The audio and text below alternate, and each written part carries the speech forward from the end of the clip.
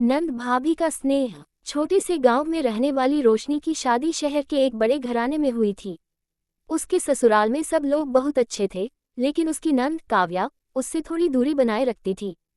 काव्या को लगता था कि शादी के बाद उसकी भाभी उसकी जगह ले लेगी और उसका भाई अब उसे पहले जैसा प्यार नहीं करेगा। शादी के कुछ दिनों बाद घर में एक पारिवारिक पूजा रखी गई।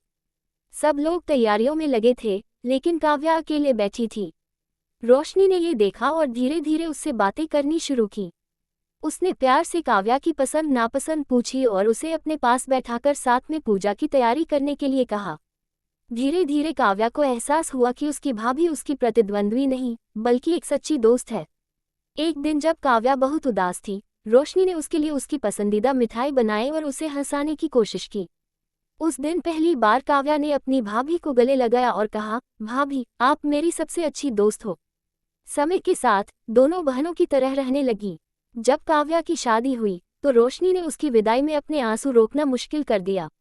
काव्या भी जाते जाते बोली, भाभी को अब तो मायके आने का एक ही कारण होगा, आप। सीख।